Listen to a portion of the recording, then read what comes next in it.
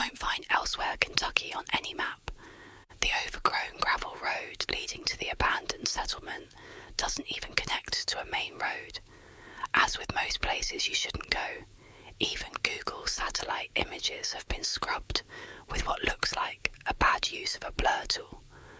It was located in southeastern Callaway County, just off the shore of Kentucky Lake.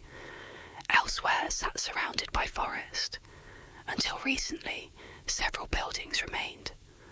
I'd heard stories about Elsewhere growing up.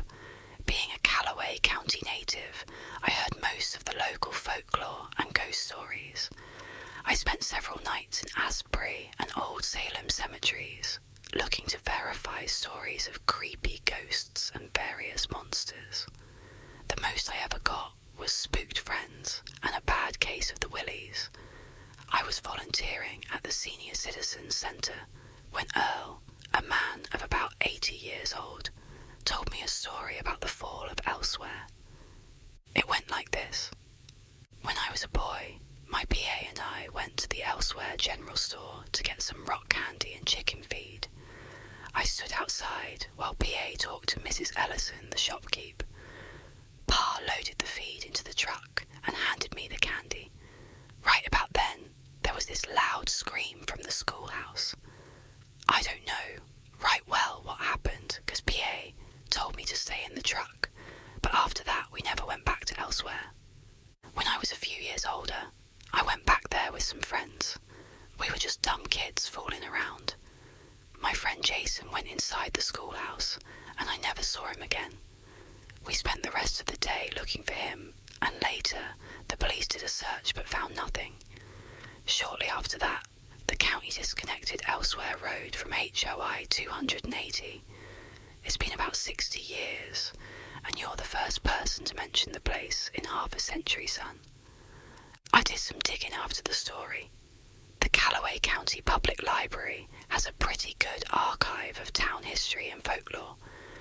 I had read every book on the subject, but I'd never seen mention of Elsewhere. I ended up at the Waterfield Library up on the Murray State University campus, looking through old microfilm when I found reference to Elsewhere in the Louisville Courier-Journal.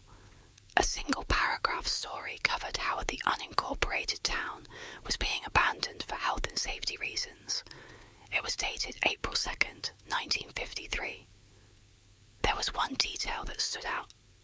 Located 2 miles north of New Concord, just off of HY 280, I waited until Saturday morning and I made sure to charge my cell phone before parking roughly 2 miles north of New Concord, just off the side of the road. I moved about 50 yards past the tree line and hiked back and forth until I found the remnants of Elsewhere Road. I followed it northeast for about half a mile before coming to a clearing where several dilapidated buildings stood over the tall grass and broken pavement.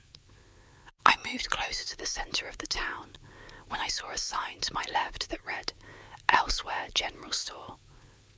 The windows were boarded up and the door was nailed shut, but after pulling at the boards for a few minutes, I was able to pry it open.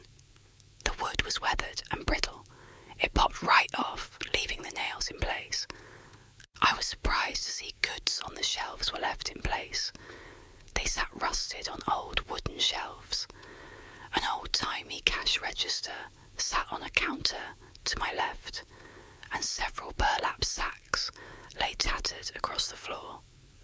I pressed a few keys on the old mechanical cash register and then pulled a lever to reveal several tarnished coins and some paper money. I had a sandwich in a Ziploc bag I'd brought for lunch, and I decided to eat it before putting the old money in the bag and stuffing it in my backpack. I moved toward the back of the store when an unexpected noise caused me to stand at attention. I caught the distinct sound of footsteps on the wooden porch of the general store. I turned around and peered out the door to see nothing. "Hello? Anyone there?" I called out. There was no response. I crept towards the door slowly with my hands out in front of me just in case. I slowly peeked around each corner before verifying that no one was standing outside and made my way back out to the street. I was sufficiently creeped the fuck out at that point. I decided to pack it in and come back later with friends. It was just about then I heard the crack of thunder. The weather app on my phone said 0 chance of rain, but the clouds overhead were moving in fast. I thought about hoofing it the half-mile in the rain, but it came down fast and hard. I didn't want to go back into the general store, so I darted to the nearest building, an old house. The front door was unlocked and the door opened on the second pull. Standing in the parlour, I looked around at the old furniture and dusty floors and decided to sit on an old wooden chair that seemed sturdy enough.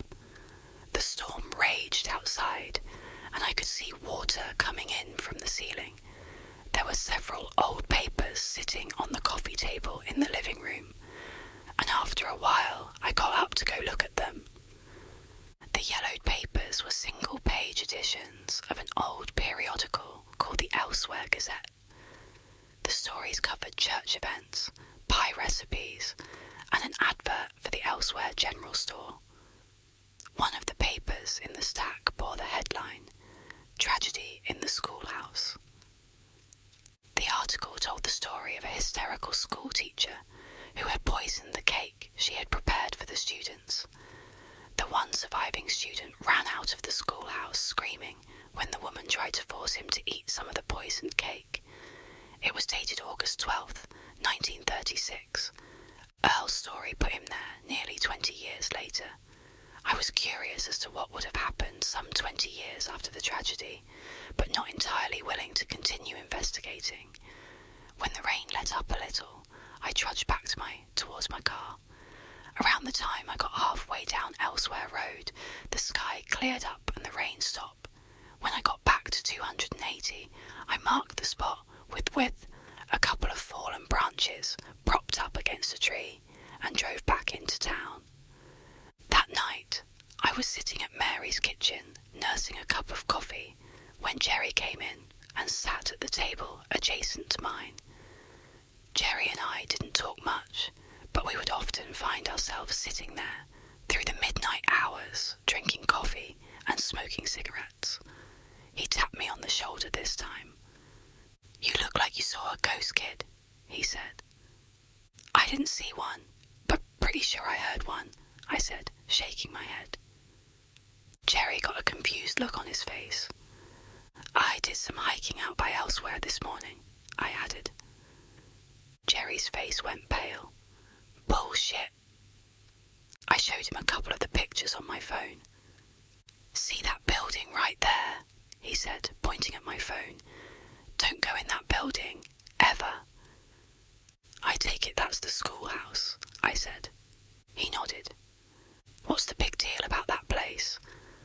Earl up at the senior centre said he didn't know what happened. I found an old newspaper article from about 20 years before Earl was there, but it didn't explain the scream he heard coming from it in the 50s, I said. Jerry shook his head. "Round here we don't talk about Elsewhere in polite conversation. It ain't one of those things that needs discussing, but I can tell you're all curious, so I'll tell you, and then leave it be." I nodded. I was born in 59, about 6 years after they abandoned the town. It was the 70s by the time I was a dumb teenager looking for a thrill. My buddy Tom Blankenship found pictures of Elsewhere in a book up at the library, saying the town was abandoned in a hurry. We drove his truck out there and found everything boarded up, save for the schoolhouse. Tom went inside the schoolhouse and I stood by the truck. You could still get to Elsewhere Road if you didn't mind driving over some saplings at that point. Jerry lit a cigarette and took a drag. Tom let out this wail like he'd been bit by a snake, and I rushed up to the schoolhouse, expecting to see God knows what. The single-room schoolhouse was empty. I looked all over for Tom, but I couldn't find him. I ended up going to the cops, and that was when they told me about the ghost. Jerry took a long drag and stood up from his chair and moved across from me. There was this somber look in his eye that told me everything I needed to know about Tom's fate. So the deputy tells me that every couple of years some idiot goes out there and goes in the schoolhouse only for nobody to see them again. Thing is, the county sheriff's department knows about the ghost. He told me that back in the 50s, this kid came to school with a machete and hacked a couple of the kids up. The school teacher ran out screaming. They questioned the kid, and he said this pretty lady that stood outside the schoolhouse from time to time said it would send them to heaven. They ended up putting him under the jail. Jerry put out his cigarette and looked at me with a stern face. I don't know what happens to the people that go into that schoolhouse, and I don't want to know. Don't go back there. The county should demolish that place, he said. Jerry left a $5 bill on his table and walked out. Despite his story, I was even more curious about elsewhere at that point. I paid for my coffee and left. By the following Saturday, I was able to wrangle a friend to come with me back to elsewhere. Katie was a local college student who was obsessed with ghost hunting and abandoned towns. It wasn't very hard to rope her into coming along. I told her the stories as they had been passed down to me, and it was all it took for her to wake me up at 5 a.m. on a Saturday morning with some coffee and a camera ready for a hike. Katie and I strolled into town a little after 7 in the morning. The sky was bright, but the sun was still barely over the trees. We decided to open the doors to the schoolhouse and look inside from a few feet back. I opened the door and shot back off of the stoop and back into the grass. It was dark inside and we couldn't make anything out. Katie produced a flashlight and shined it inside the doorway. I could make out a few upturned desks and a chalkboard in the back. We stood there for a bit when the sun crept over the trees and started heating up the morning dew, resulting in a thick fog. I turned for a moment to look back at the general store when Katie darted past me into the schoolhouse. I immediately ran after her, and we both stood in the dilapidated building as I begged her to go back outside. I could have swore I saw a kid standing in here, she said. Yeah, that's great. Spooky kids. First time I was here it rained out of nowhere. Now it's fog. Let's go, I said. Katie walked a few steps forward and let out a yelp as she fell through a hole in the floorboards to the cellar down below. I laid flat on the floor and reached my arm down for her to climb up. She grabbed my wrist, and I grabbed her with my other hand and tried to roll back to pull her up. She wouldn't budge. I looked back down and saw a half-transparent woman holding on to Katie's legs and pulling her into the darkness. I pulled harder as Katie started screaming. The ghostly woman looked up at me and smiled in the dim light of the morning shining from the door. Katie was pulled quickly into the darkness, and in the struggle, I too was pulled down into the cellar. Katie fell silent after I pulled a couple of glow sticks from my backpack and cracked them open. I tossed one in her direction and one towards the other end of the room, and brought up the flashlight app on my phone. Katie sat slumped against the wall on the far side of the room. There were bones all over the room in various states of decay. I walked over to Katie and checked her pulse at the neck. It was faint, but it was there. I turned towards the back of the room, and that is when I noticed a small sliver of light coming from 2 wooden cellar doors about 20 or so feet from me. I crept past the scattered bones and over to the cellar doors. I tried to open them, only to hear chains rattle on the other side. I pushed harder and kept banging at them until one of the hinges broke. I pushed the doors open and went back for Katie and threw her over my shoulder.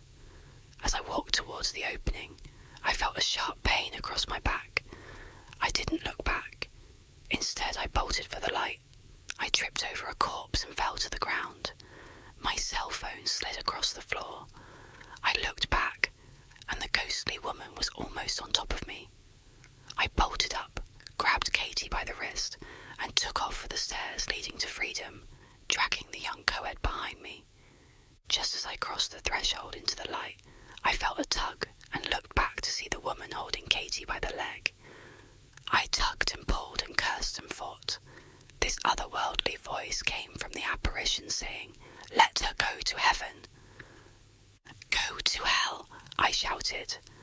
The woman's grip on Katie loosened, and I fell back onto the soft grass, with Katie landing on top of me. I didn't wait around for her to show up again, so I fireman carried her back to my car. In my report to the deputy, I mentioned all the bodies I found down in the schoolhouse. He would later tell me they recovered 16 skeletons and one corpse that had been there for just a few years. The county board voted to demolish the town shortly thereafter. It was all kept hush-hush. Elsewhere, road was tilled with a backhoe after the remaining buildings were bulldozed and the cellar of the schoolhouse filled with concrete. I went back out there one last time, just to make sure it was gone, and I didn't make it 5 feet toward the tree line before a deputy sheriff flashed his lights and told me to get back in my car.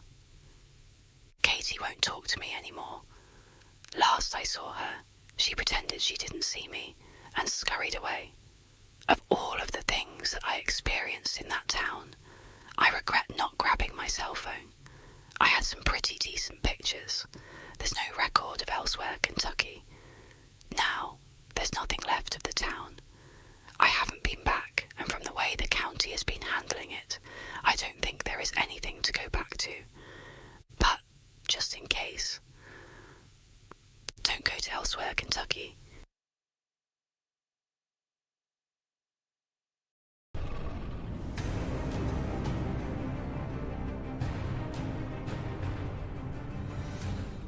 I just wanted to say thank you for the overwhelming support and love you guys have shown me, and thank you for joining me on my journey. Also, I want to thank today's video sponsor, Dubby Energy. Today's video is brought to you by Dubby Energy, the ultimate energy drink designed for gamers, creators, and anyone who needs a boost without the crash. Unlike those other energy drinks loaded with sugar and junk, Dubby is packed with clean ingredients to fuel your focus, energy, and performance all day long. Whether you're grinding through a gaming session or just need that extra push to get through your day, Dubby's got you covered. And the best part, it's jitter-free. No weird crashes, just clean, sustained energy. Check out the link in the description below and use my code WETT at checkout to save 20% off your order. Yes, that's right. Not 10, but a whopping 20% off. Power up with Dubby Energy and stay on top of your game. A huge thank you to Dubby for sponsoring this video.